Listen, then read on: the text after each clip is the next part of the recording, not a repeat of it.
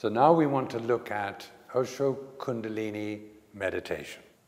This meditation is interesting because it particularly gets misunderstood because, and you can still see people who, when the music starts, they're standing there and the music starts, and then as the music starts, it's like, ready, steady, go, and off they go, shaking away, which is exactly the opposite of how Osho describes this meditation. So I want to play you a demonstration of how Osho's explaining it with Osho's voice, describing exactly what he's talking about, and I'll read it to you afterwards in case you don't catch all the words, because it's so valuable.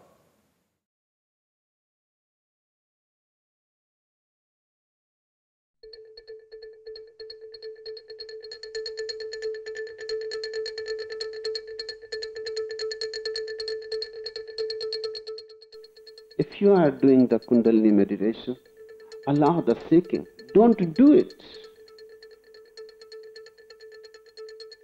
Still silently feel it coming. And when your body starts a little trembling, help it. But don't do it. Enjoy it. Feel blissful about it. Allow it. Receive it. Welcome it. But don't will it. If you force, it will become an exercise of a bodily, physical exercise. Then the seeking will be there, but just on the surface. It will not penetrate you. You will remain solid, stone-like, rock-like within. You will remain the manipulator, the doer, and only body will be following. Body is not the question. You are the question. When I say shake, I mean your solidity, your rock-like being should shake to the very foundations. So it becomes liquid, float, melts, flows. And when the rock-like being becomes liquid, your body will follow. Then there is no shaker, only shaking. Then nobody is doing it, it is simply happening. Then the doer is not.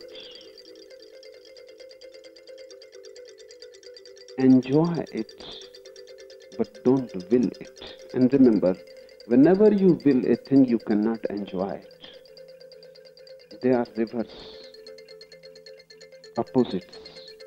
They never meet. If you will a thing, you cannot enjoy it. If you enjoy it, you cannot will it.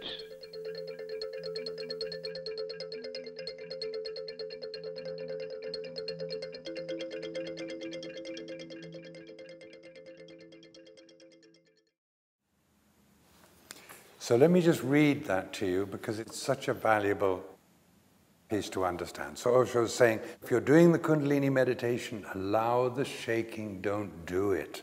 Stand silently, feel it coming, and when your body starts a little trembling, help it, but don't do it. Enjoy it, feel blissful about it, allow it, receive it, welcome it, but don't will it. Now, the reason this is so valuable is because the most difficult thing about meditation is doing nothing. I mean, it's very counterintuitive. Everyone is so good at doing stuff, and if you want something done, I'm your guy, but doing nothing? I mean, that's not on the curriculum of any place I ever went. Doing nothing? What kind of question is that? And it is the essence of meditation. So Osho frequently will use the analogy of the mirror. The sort of watcher, the witness, the experiencer, that is like a mirror. It reflects everything and does nothing. When you stand in front of the mirror, it sees everything, but it has no comment. That complete doing nothingness is the most trickiest part of the whole game of meditation. So you hear, I mean, Osho will tell you those beautiful Basho peace, sitting silently, doing nothing, the spring comes and the grass grows by itself. And a zillion people say, yes, yes, yes, but what does it actually mean?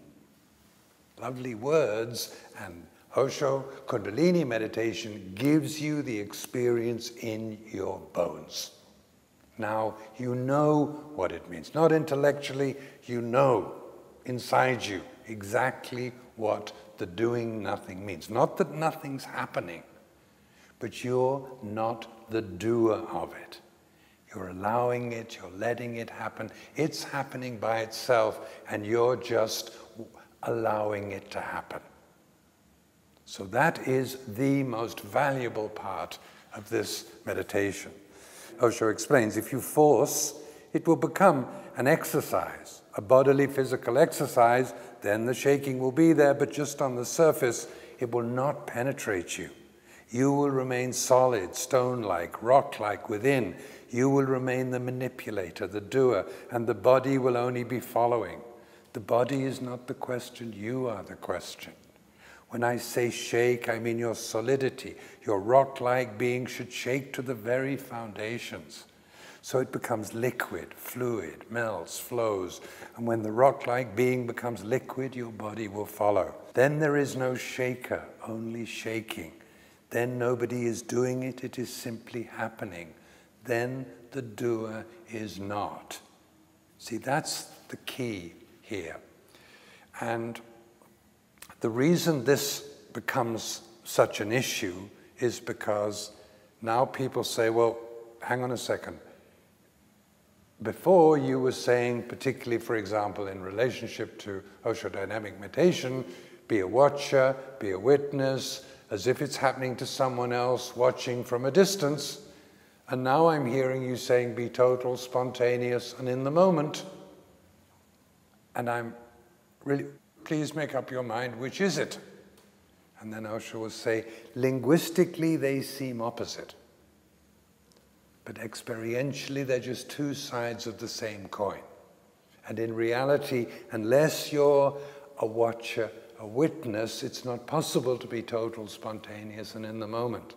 And unless you're total, spontaneous, and in the moment, it's not possible to be a watcher. So Osho dynamic is the watching doorway. Yes, you're watching totality, but it's the watching doorway. Kundalini is the totality doorway. There is no mention of watching or witnessing in the first 30 minutes of Kundalini meditation. This is when you become so total, as he puts it, then there's no shaker, only shaking. The shaker disappears. There's only shaking. And then in the dancing, you'll hear often Osho say exactly the same thing. You danced with totality, and then the dancer disappears and there's only dancing. So this is the totality doorway. And I'll just give you another. We found, I have to read it to you only because it's a Hindi translation. So again, Osho talking about specifically Kundalini. And again, just to give you a hint of how this all works. So for the first 15 minutes, let your body shake and vibrate. Shaking the body means letting the energy melt wherever it is repressed. Letting the energy flow from where it is blocked. If you allow your body to shake rightly for 15 minutes, then all the repressed energy will begin to manifest and flow. The second stage is dancing. Dancing means the energy that is now spread everywhere gets transformed into bliss. Dance as if you are celebrating, as if something tremendous has happened, as if a light has descended into your life. Dance with joy, because the more blissful you are, the more the energy moves upward. And the more the energy moves upward, the more blissful you become. Suppose you were intoxicated and started dancing as if you had drunk the entire tavern dry. Would you dance like a miser? It wouldn't happen. Dancing like a miser would mean dancing as if you have to do it.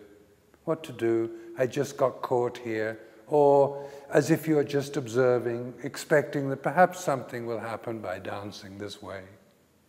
No, that won't work. Such lukewarm efforts won't work. You need intense passion. Dance like a madman.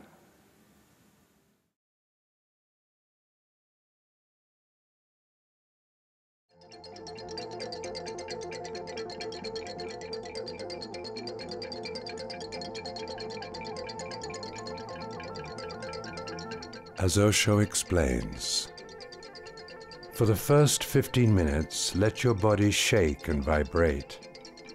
Shaking the body means letting the energy melt wherever it is repressed, letting the energy flow from where it is blocked.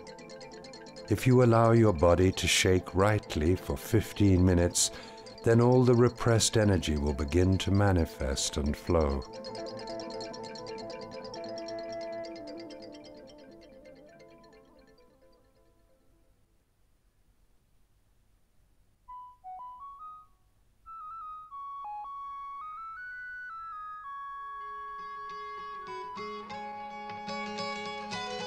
The second stage is dancing. Dancing means the energy that has now spread everywhere gets transformed into bliss. Dance as if you are celebrating, as if something tremendous has happened, as if a light has descended into your life. Dance with joy, because the more blissful you are, the more the energy moves upward, and the more the energy moves upward, the more blissful you become. Suppose you were intoxicated and started dancing as if you had drunk the entire tavern dry. Would you dance like a miser? It wouldn't happen. Dancing like a miser would mean dancing as if you have to do it. What to do? I just got caught here. Or as if you were just observing, expecting that perhaps something will happen by dancing this way. No, that won't work. Such lukewarm efforts won't work. You need intense passion. Dance like a madman.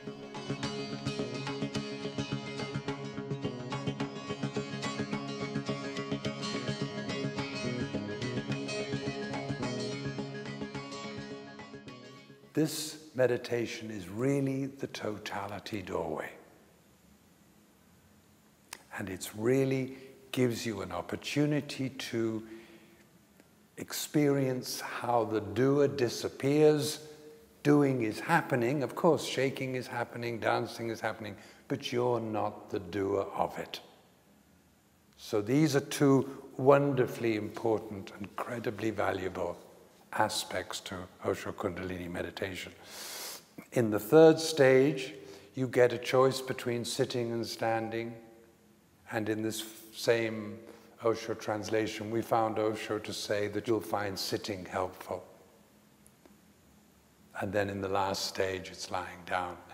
And basically, the first 30 minutes is, as I explained, is about totality. There's no mention of any watching. And in the second 30 minutes, it's basically watching, waiting with awareness, as Osho describes it.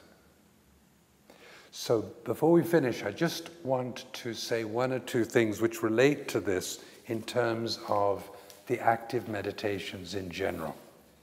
So the key element here is, what was it, 20, 25 years ago, the West finally agreed that the mind and the body were connected. So although the East had been saying the mind and body are one since forever, eventually the West came round to the view that the mind and body are definitely at least sort of one-ish, right? But actually underneath, what that still remains the idea that really the mind is number one. The mind is the boss, the mind is really and the body is really only there just to provide room service for the mind. That is how it tends to be put across. And if you go and watch a TED talk by a guy called Wolpert, and he has a very different view. And what he's saying is that the reason this species is so successful is because of movement. Everything about our survival depended on the way we moved. So whether it was hunting, the idea was to bring back something real, not have some wonderful theory about whether the moon was made of cheese. It was about the body and movement. That was what, and obviously it's not just big movements, otherwise all the professors of the world would be orangutans. Have you seen them move? It must be all kinds of movement. So like facial movements, speech movements, incredibly sophisticated movement. If he's right, that really triggers the change in human beings as they evolved. And he found this little sea creature, a kind of a sea squid, which is a sort of cylindrical creature that swims around the ocean, and then it's looking for a flat rock to live on. And when it finds a nice flat rock, that's where it stops, and now it's never going to move again. And the first thing it does is consume its own nervous system, which for Walpott would be absolutely make sense. The nervous system is for movement, and movement is for survival, not the other way around, which is the way most of us think about this. And a good way of looking at this is if someone says to you, okay, what about an example of the mind, the mind affecting the body? And so you'd say, oh, okay, so I remember so-and-so coming into the office looking terrible, and obviously he's not feeling very happy. It's very clear how the mind is affecting the body. But if someone says to you, okay, but what about an example of the way the body affects the mind? That's interesting. There are two really wonderful examples. They're both in Malcolm Gladwell books, and one of them Osho talks about in terms of facial recognition. So there are these two guys who are really interested in facial recognition. So the first thing they do is they identify 630 different facial expressions. And then they get in their laboratory, sit in front of the mirror, and start making faces into the mirror to simulate particular expressions. And then they've got their anatomy books to try and work out which muscles are making which facial expression. So they're going on day after day after day, and then they both arrive at the office one morning at the door. I feel terrible. No, I don't want to do this anymore. Really, both looking at each other like, what the hell's going on? Like, something in the air conditioning? What is this? Right? In tears. They sort of get into the lab, and then they realize they just spent the previous 3 days trying to work out which were the facial muscles responsible for looking sad. And just by putting artificially sad expressions on their face, they had made themselves depressed. Amazing, huh? One other example was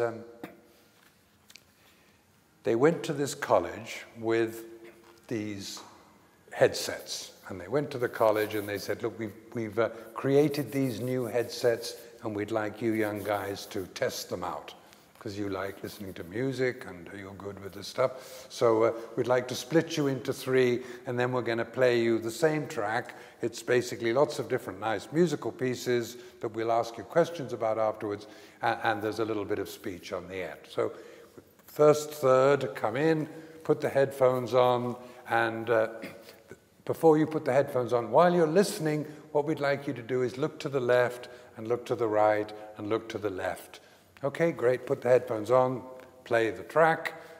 Thank you very much. Next group. Before you start listening, we'd like you, while you're listening, to look at the ceiling, look at the floor, look at the ceiling, look at the floor.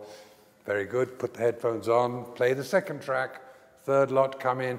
Before you start, while you're listening, you just look straight ahead. Okay, great, put the headphones on, third lot. And then afterwards they go to everybody and say, how did you like the headphones? Were they comfortable? The treble was good, the timbre, the bass, all the usual questions you'd expect about headphones. Oh, and by the way, that little bit of speech on the end, that was the point of the whole exercise, because the speech on the end said to these students, there's a proposal to increase the student library subscription from the current $500 a year to $650 next year, or we reject the proposal and put it back to $400 like it was last year. Oh, and the proposal, little speech at the end, are you in favor, for or against, or nothing? Asked everybody, and then they tally up the results, and all the guys who were doing this said, no, I think it's a really bad idea, I don't think you should do that at all. And all those who did this said, I think that's a really good idea, increase the price. And all those who kept their heads straight said, I think I'd leave it alone, really do nothing. So that's a really dramatic example. Now you're beginning to see, when Osho says the Osho active meditations are a kind of revolution waiting to happen. You start to appreciate what you're talking about. So when, for example, what I was reading to you before, so he says, talking about Kundalini, you will remain solid, stone-like, rock-like within. I mean, how many people do you know that that's a pretty good description of? People who look like they're pretty dead all day long. You know what I mean? It's kind of how they live. Life's not a lot of fun. I mean, there's a sort of epidemic of lifelessness. I mean, when do you see dance and celebration? Get on the subway at 8:30 on any city on any Monday morning. It's like, understandably, sort of posthumous meat hanging from the straps. This is not a pleasant experience. You know, I mean, it's not much fun. Somehow the life and joy and juice of life has disappeared. And then Osho is explaining. I mean, what would we do about this? Are we going to put Prozac in the drinking water? Are we going to talk about it for another million years? And it's really important to understand this difference because, I mean, mammals have been suffering from trauma for at least 100 million years. And very recently, one group of one species of mammal came up with this brilliant idea that the way you deal with trauma is to talk about it. And the other half of this species, the Eastern view has always been that is not helpful.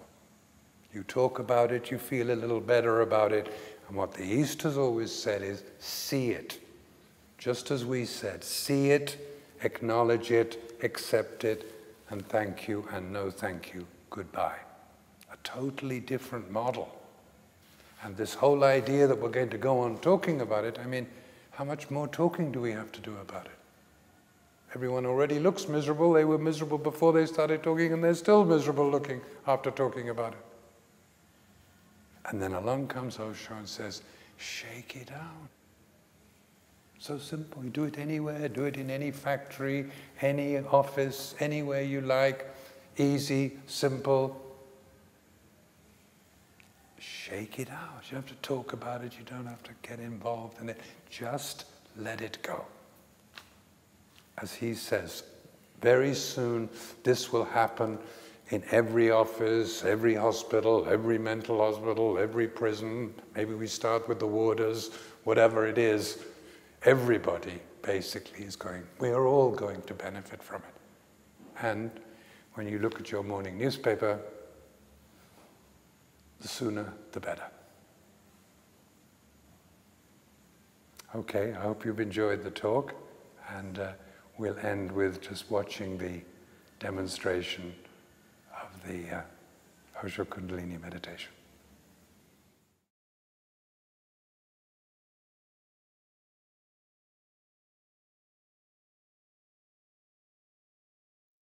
The meditation lasts 1 hour and has 4 stages. First stage, 15 minutes. Be loose and let your body shake, feeling the energies moving up from your feet. Let go everywhere and become the shaking. Your eyes may be open or closed.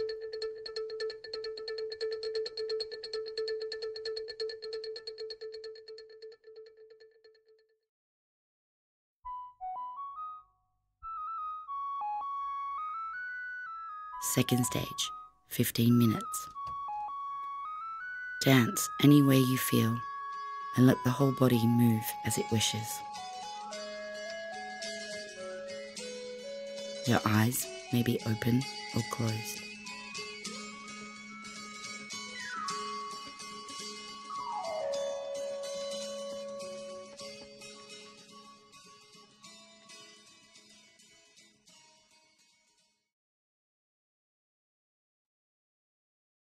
Third stage, 15 minutes. Close your eyes and be still, sitting or standing, witnessing whatever is happening inside and out.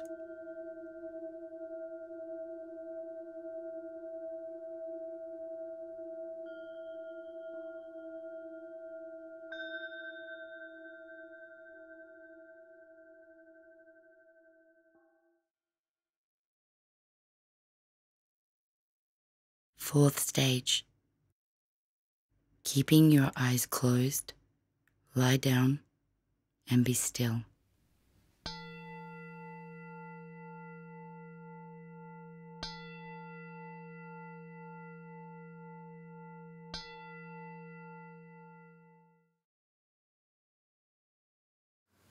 Okay, thank you for coming.